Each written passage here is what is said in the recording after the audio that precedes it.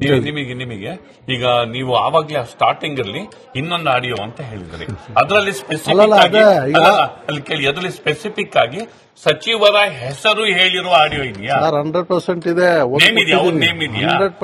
ಮೊನ್ನೆ ಬಂದ್ ಡಿಬೇಟ್ ಅಲ್ಲೂ ಸಚಿವರದ್ದೇ ಕನ್ಫರ್ಮ್, ಸಚಿವರ ಪುತ್ರರದ್ದೇ ಕನ್ಫರ್ಮ್ ಮಗಂದಾಗಿಲ್ಲ, ಅದು ಬೇರೆ. ಅದಾದ್ಮೇಲೆ ನೋಡಿ ಮೇಡಮ್, ಯಾವುದೋ ಒಂದು ಇನ್ಸಿಡೆಂಟ್ ಆಯ್ತು, ಅದನ್ನ ನಾನು ಇಲ್ಲಿ ರಿವೀಲ್ ಮಾಡ್ತಾ ಇದೀನಿ. ಒಂದು ಚೆನ್ನೈ ಅವ್ರು ಹೇಳೋದಲ್ಲ, 2.25 ಕೋಟಿ ಡೈರೆಕ್ಟ್ ಆಗಿ ತಗೊಂಡಿದ್ದಾರೆ. ಅವ್ರು ಎಷ್ಟು ಕೇಳಿದ್ರು ಅಷ್ಟು ಕೊಟ್ಟಿದ್ದಾರೆ. ಅವ್ರು ಕೊಟ್ಟಾದ್ಮೇಲೆ ಅವರು ನಾನು ಲೋಕಾಯುಕ್ತ ಇದ್ದಾಗಲೇ ಅಲ್ಲಿ ಇನ್ನೊಂದು ಅವ್ರು ಬ್ರಿವರಿ ಕೊಟ್ಟಿದ್ದಾರೆ. ಆ ಲ್ಯಾಂಡ್ ಓನರ್ ನನಗೆ ಪರಿಚಯ.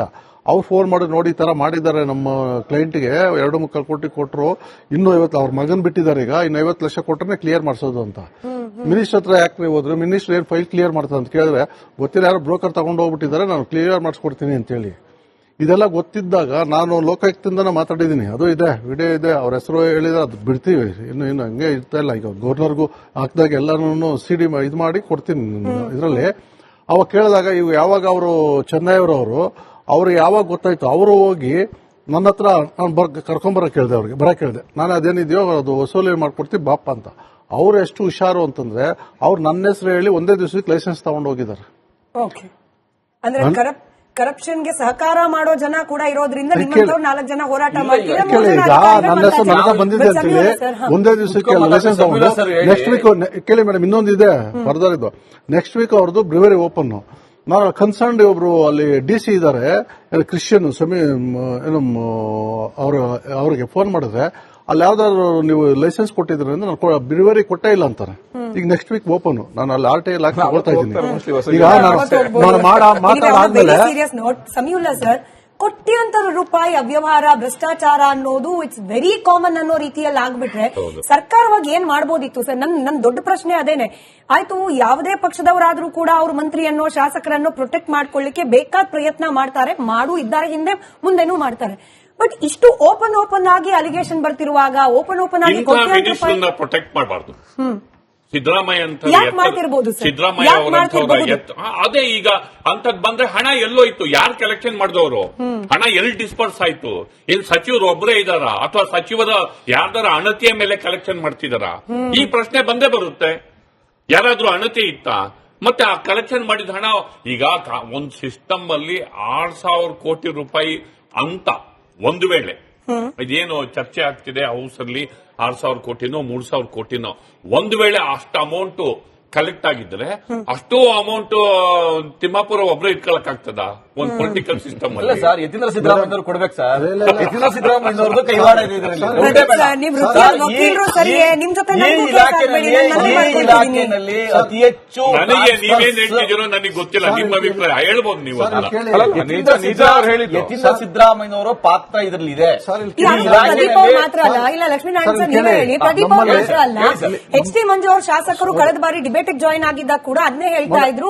ಕಂಪ್ಲೀಟ್ ಆಗಿ ಹ್ಯಾಂಡಲ್ ಮಾಡ್ತಾ ಇರೋದು ಮುಖ್ಯಮಂತ್ರಿ ಮಗ ಕೂಡ. ಅಲಿಗೇಷನ್ ಸರ್, ಕೇಳಿ, ಯಾರು ಅಲ್ಲ, ನಮ್ಮ KPCCಗೆ ಜನರಲ್ ಸೆಕ್ರೆಟರಿ ಒಬ್ರು, ಅವ್ರ ಹೆಸರು ಹೇಳೋದು ಬೇಡ, ನಮ್ಮ ಸ್ನೇಹಿತರೆ, ಅವರು ಯಾವ್ದೋ ಕೆಲಸಕ್ಕೆ ತಿಮ್ಮಾಪುರ ಚೇಂಬರ್ ಹೋದಾಗ, ಆಂಟಿ ಚೇಂಬರ್ ಕರ್ಕೊಂಡೋಗಿ ಅವ್ರ ಯಾರು ಕೆಲ್ಸಕ್ಕೆ ಹೋದಾಗ, ನಮ್ದು ಏನು ಬಿಟ್ಟಿಲ್ಲ ನೋಡ್ರೆ, ನನಗೆ ಬರೀ ಒಂದು ಡಿಸ್ಟಿಕ್, ನಮ್ ಡಿಸ್ಟಿಕ್ ಪಕ್ಕದ ಡಿಸ್ಟಿಕ್ 2 ಡಿಸ್ಟಿಕ್ ಬಿಟ್ಟಿದೆ ಅಂತ, ಮಿಕ್ಕಿದ್ದೆಲ್ಲ ಇವರೇ ಹ್ಯಾಂಡಲ್ ಮಾಡ್ತಾರೆ ಅಂತ ಓಪನ್ ಆಗಿ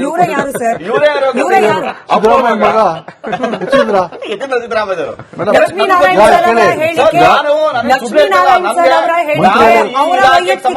ಕೇಸ್ ನಡೆಸ್ತಾ ಇದೀವಿ, ಸುಮಾರು ಕೇಸ್ಗಳನ್ನ. ನನಗೆ ನಾಲೆಡ್ಜ್ ಇದೆ, ಇದು ಡೌಟೇ ಬೇಡ. ಈ ಇಲಾಖೆನೆಲ್ಲ ಅನಧಿಕೃತವಾಗಿ ಯತೀಂದ್ರ ಸಿದ್ದರಾಮಯ್ಯನವರು ನಿರ್ವಹಣೆ ಮಾಡ್ತಾ ಇದ್ದಾರೆ. ಮಂತ್ರಿಗಳೇ ಹೇಳ್ಕೊಂಡಿದ್ದಾರೆ ಸರ್, ಅದು ನಮ್ಮ ಸ್ನೇಹಿತರು ಹೇಳಿದ್ದು. ನಾವೆಲ್ಲರೂ ರಿವೀಲ್ ಮಾಡಕ್ಕಾಗಲ್ಲ, ಪಾಪ ಅವರೆಲ್ಲ. ಈಗ ಬಿಡಿ, ಈಗ ಬೇರೆ ಯಾರೋ ಹೇಳಿದ್ರೆ, ಇದು ನಾನು ಒಬ್ಬ ಕಾಂಗ್ರೆಸ್ ಮ್ಯಾನ್, ನಾನೇನು ಎಲ್ಲೋ ಇದರಿಂದ ಬಂದಿಲ್ಲ, ನಾನು ಕೌನ್ಸಿಲರ್ ಆಗಿದ್ದನು, ಸಿಸ್ಟಮ್ ಎಲ್ಲ ಗೊತ್ತಿದೆ. ಬೇರೆ ಯಾರಾದ್ರೂ ಆಗಿದ್ರು ಅವ್ರೇನೋ ಮಾಡಿಸ್ಬಿಟ್ಟು ಇವ್ರೇನೋ ಮಾಡಿಸ್ಬಿಟ್ರು ಅಂತ ಇದ್ರು. ಈಗ ನಾನು 30-40 ಸ್ಟೂಡೆಂಟ್ ಲೀಡರ್ ಇಂದ ದುಡ್ಕೊಂಡ್ಬಂದು ಎಲ್ಲ ಮಾಡಿ, ಈಗ ಇದ್ರಲ್ಲೇ ನಮಗೂ ನೋವಾಗುತ್ತೆ. ನಾವೆಲ್ಲ 35-40 ವರ್ಷದಾಗೆಲ್ಲ ಕಾಂಗ್ರೆಸ್ ಎಲ್ಲ ಗೊತ್ತಿದೆ. ಇವ್ರು ಕೇಳಿ, ಇವರು ಫಸ್ಟ್ ಟೈಮ್ ಪ್ಯಾನಲ್ ಅಲ್ಲಿ ಕುಂಡಿಸಿದ್ರು ನನಗೆ. ಯಾರು ಆರ್ ಅಶೋಕ್ ಅವ್ರ ಮಂತ್ರಿ, ಚಂದ್ರಶೇಖರ್ ಹನುಮಂತ್ ನಗರ ಕೌನ್ಸಿಲರ್, ನಾನು CMC ಕೌನ್ಸಿಲರ್. ಮರ್ಜ್ ಮಾಡ್ದ ನಮ್ಮೆಲ್ಲರಿಂದ ನಿಮ್ಮ ಮಾತಿಗೆ ತೂಕ ಇದೆ. ಅಲ್ಲ ಹೌದು ತೂಕ ಇದೆ, ಇರೋದು ಕಾಂಗ್ರೆಸ್ ಹೇಳ್ತಾ ಇದೆ, ರೋಸ್ ವಕ್ತಾರರು ಹೋಗಿದೆ, ಕೂಡ ಕಾಂಗ್ರೆಸ್ ಜನ ಕುತ್ಕೊಂಡು ಮನೆ ಆರೋಪ ನುಗ್ಗಿ ಹೊಡಿತಾರೆ, ಆ ಲೆವೆಲ್ ಬಂದಿದೆ. ಅದನ್ನ ನಾನು ಪದೇ ಪದೇ ಹೇಳ್ತಿದ್ದೀನಿ. ಶ್ರೀಲಂಕಲ್ಲಿ ಬಾಂಗ್ಲಾದೇಶ ಏನಿತ್ತು ಅದು ರಿಪೀಟ್ ಆಗುತ್ತೆ. ಎಲ್ಲರಿಗೂ ಸೇರಿಸಿ ಹೇಳ್ತಾ ಇರೋದು, ನನ್ನೊಂದು ಕೇಸಲ್ಲಿ ಎಲ್ಲರಿಗೂ ಸೇರಿಸಿ ಹೇಳ್ತಾ ಇರೋದು. ಒಂದೇ ಒಂದು ಕೇಸ್ ಹೇಳ್ಬಿಡ್ತೀನಿ. ಚನ್ನಪಟ್ಟಣದಲ್ಲದು ಒಂದು ಶಿಫ್ಟಿಂಗ್ ಇದೆ. ಚನ್ನಪಟ್ಟಣದಿಂದ ಪಕ್ಕದ ಇನ್ನೊಂದು ಹಳ್ಳಿಗೆ, ಚನ್ನಪಟ್ಟಣ ಪಕ್ಕ ಇರ್ತಕ್ಕಂಥ ಹಳ್ಳಿಯಿಂದ ಇನ್ನೊಂದು ಹಳ್ಳಿಗೆ ಶಿಫ್ಟಿಂಗ್ ರಾತ್ರಿ 10 ಲಕ್ಷ ತಗೊಂಡು ಇವನೊಬ್ಬ ರನ್ ಮಾಡ್ತಾ ಇರ್ತಾನೆ. 10 lakhs ತಗೊಂಡು ಶಿಫ್ಟ್ ಮಾಡ್ಬಿಡ್ತಾರೆ. ಅವ್ನು ಲೀಸ್ ತಗೊಂಡಿರ್ತಾನೆ. ಅಲ್ಲ, ಗುರುಸ್ವಾಮಿ ಅವರು ಕೊಟ್ಟರೋ ಕಂಪ್ಲೇಂಟ್ ಅಲ್ಲಿ ಅದನ್ನೇ ಹೇಳಿರೋದು, ಶಿಫ್ಟಿಂಗ್ 10 ಲಕ್ಷ ತಗೊಳ್ತಾ ಇದಾರೆ ಅಂತ. ಥರ್ಡ್ ಮ್ಯಾನ್ ಇಂದ ಫೋರ್ತ್ ಮ್ಯಾನ್ ಹೋದ್ರೆ 10 ಲಕ್ಷ. ಅವನು ತಿಂಗಳು ಕಟ್ಕೊಂಡು ಪಾಪ ಅವನು ಅಡ್ವಾನ್ಸ್ ಕೊಟ್ಟಿದೆ sir. Sameer sir, you believe or not, 50 lakh sir. ಇಲ್ಲಿ ಬಿಡಿ, ನೀವು ಚನ್ನಪಟ್ಟಣ ರಿಟೈರ್ಮೆಂಟ್ ಅಮೌಂಟ್ ಎಲ್ಲ ತಗೊಂಡು ಅದಕ್ಕೆ ಇನ್ವೆಸ್ಟ್ಮೆಂಟ್ ಮಾಡ್ಬಿಟ್ಟು ಮಾಡ್ತಾ ಇರ್ತಾರೆ. Without knowledge, without information transfer Channapatna ಕೆಲಸ ಈಗ ನಮ್ ಜಾಗದಲ್ಲಿ ನಾನು ಬ್ರಿವೇರಿ ಮಾಡಿದ್ದೆ, ಅಲ್ಲಿ ಬಾರಿತ್ತು, ಅದು ಪಕ್ಕದಲ್ಲಿ ಇನ್ನೊಂದು ಜಾಗ ಕೊಟ್ಟಿದ್ದು, ಅಲ್ಲೇ ಶಿಫ್ಟ್ ಮಾಡಿದ್ದಾರೆ. ಅಲ್ಲಿ ಅದು ನೀವು ಹೇಳ್ತಿರೋದು ಅಲ್ಲಿ ಚನ್ನಪಟ್ಟಣಕ್ಕೆ, ರೂರಲ್ಗೆ. ಇಲ್ಲಿ ಬೆಂಗಳೂರಲ್ಲಿ 20-25 ಚನ್ನಪಟ್ಟಣ ಅಲ್ವಾ, ಅದು ಕಡಿಮೆ. ಲಕ್ಷ ಕೋಟಿಗಳಿಗೆ ಅಲಕ್ಷ ಆಗೋಗಿದೆ ಅಂತ. ಬಟ್ ಮೋಹನ್ ವಿಶ್ವ ಅವರೇ, ಇದೆಲ್ಲ ಕೂಡ ಷಡ್ಯಂತ್ರ. ಸರ್ಕಾರಕ್ಕೆ ತಿಮ್ಮಾಪುರೆ ಅವರಿಗೆ ಕಪ್ಪು ಮಸಿ ಬಳಿಯೋ ಪ್ರಯತ್ನವನ್ನ ವಿರೋಧ ಪಕ್ಷ ಮಾಡ್ತಾ ಇದೆ. ಯಾವ ಸಾಕ್ಷಿ ಇಲ್ಲ, ಯಾವ ಆಧಾರ ಇಲ್ಲ, ಸುಮ್ಮನೆ ಕೆಸರು ಎರಚ್ತಾ ಇದ್ದಾರೆ. ಹೇಳ್ತಿರೋದು ನಾನಲ್ಲ, ತಿಮ್ಮಾಪುರೆ ಅವರು. ಅಲ್ಲ, ಈಗ ಆಯ್ತು, ಲಕ್ಷ್ಮೀನಾರಾಯಣ ಅವರು ಅವರೇ ನಮ್ಮ ಪಾರ್ಟಿ ಅವರ. ನೆಕ್ಸ್ಟ್ ಗುರುಸ್ವಾಮಿ ವೈನ್ಸೋರ್ ಅಸೋಸಿಯೇಷನ್ ಪ್ರೆಸಿಡೆಂಟ್ ಅವರೇ ನಮ್ಮ ಪಾರ್ಟಿ ಅವರ. ಬಸವರಾಜ ರೆಡ್ಡಿ ನಮ್ಮ ಪಾರ್ಟಿ ಅವರ. BR ಪಾಟೀಲ್ ನಮ್ಮ ಪಾರ್ಟಿ ಅವರ. ರಾಜು ಕಾಗೆ ನಮ್ಮ ಪಾರ್ಟಿ ಅವರ. ದಿನೇಶ್ ಕಲ್ಲಳ್ಳಿ ನಮ್ಮ ಪಾರ್ಟಿ ಅವರ. ರೀ, ಇವರೆಲ್ಲ ಅವ್ರದೇ ಪಾರ್ಟಿ ಅವರು. ಇಲ್ಲ ಅಂತ ಹೇಳಿದ್ರೆ totally third party sufferers, victims. ಅವ್ರು ಬರ್ದಿರೋ ಪತ್ರ, ಅವ್ರು ಕೊಟ್ಟಿರೋ ಕಂಪ್ಲೇಂಟ್, ನಾವು ಅದನ್ನ ಇಟ್ಕೊಂಡು ಮಾತಾಡ್ತಾ ಇರೋದು. ನಾವೇ ಏನೋ ಹೇಳಿದ್ರೆ ಹೌದಪ್ಪ ರಾಜಕಾರಣ ಅಂತ ಅವ್ರು ಹೇಳ್ಬೋದು, ಷಡ್ಯಂತ್ರ ಅಂತ ಹೇಳ್ಬೋದು. ಇಲ್ಲಿ ಹಾಗಾದ್ರೆ ಮುಖ್ಯಮಂತ್ರಿಗಳು ಯಾಕೆ ಇವ್ನು ಪ್ರೊಟೆಕ್ಟ್ ಮಾಡ್ತಾ ಇದ್ದಾರೆ? ತಮ್ಮ ಇನ್ವಾಲ್ವ್ಮೆಂಟ್ ಇಲ್ಲ ಅಂತಂದ್ರೆ, ಅಥವಾ ತಮ್ಮ ಮಗನ ಇನ್ವಾಲ್ವ್ಮೆಂಟ್ ಇಲ್ಲ ಅಂದ್ರೆ ಯಾಕೆ ಈ ತರ ಓಪನ್ ಆಗಿ ಪ್ರೊಟೆಕ್ಟ್ ಮಾಡ್ಬೇಕು ಅವ್ರನ್ನ? ಇದೊಂಥರ ATM ಆಗ್ಬಿಟ್ಟಿದೆ ಲಿಟ್ರಲಿ. ಇದೊಂಥರ ಈ ಕಾಂಗ್ರೆಸ್ಗೆ ಬೇರೆ ಬೇರೆ ರಾಜ್ಯಕ್ಕೆ ಚುನಾವಣೆಗೆ ಹಣ ಹೊಂದಿಸೋದಕ್ಕೆ ಒಂದೊಂದು ಡಿಪಾರ್ಟ್ಮೆಂಟ್ ಒಂದೊಂದು ಟಾರ್ಗೆಟ್ ಕೊಟ್ಕೊಂಡು ಕೂತಿದ್ದಾರೆ. ಅದರಲ್ಲಿ ಅಬಕಾರಿನಲ್ಲಂತೂ ನಿಮ್ಗೆ ಗೊತ್ತದು, ಕೈಯಲ್ಲಿ ಇಟ್ಟಿದ್ದೆಲ್ಲ ದುಡ್ಡೇನೇನೆ. ಲಿಟ್ರಲಿ ಸಿಕ್ಕಿದ ಕಡೆ ಎಲ್ಲ ಕೈ ಹಾಕ್ಬಿಟ್ಟು ಈ ತರ ಓಪನ್ ಆಗಿ ನಿಮ್ಗೆ ಅಸೋಸಿಯೇಷನ್ ಅವರು ಪತ್ರ ಬರೀತಾರೆ. ಅಷ್ಟೇ ಯಾಕೆ, ವೈನ್ಸರ್ ಅಸೋಸಿಯೇಷನ್ ಪ್ರೆಸಿಡೆಂಟ್ ಗುರುಸ್ವಾಮಿ ಏನ್ ಹೇಳಿದ್ದಾರೆ? ರಾಹುಲ್ ಗಾಂಧಿಗೆ ಪತ್ರ ಬರೀತೀನಿ ಅಂತ ಹೇಳಿದಾರೆ ತಾನೆ? ಏನ್ ಸುಮ್ನೆ ಹೇಳಿದ್ರ ಅವ್ರಾಗಾದ್ರೆ? ಏನಕ್ಕೆ ರಾಹುಲ್ ಗಾಂಧಿಗೆ ಪತ್ರ ಬರೀತೀನಿ ಅಂತ ಹೇಳಿದ್ರು? ಈ ಬ್ರಹ್ಮಾಂಡ ಭ್ರಷ್ಟಾಚಾರ ಇರೋದಕ್ಕೆ ತಾನೇ ಬರೀತೀನಿ ಅಂತ ಹೇಳಿದ್ದು.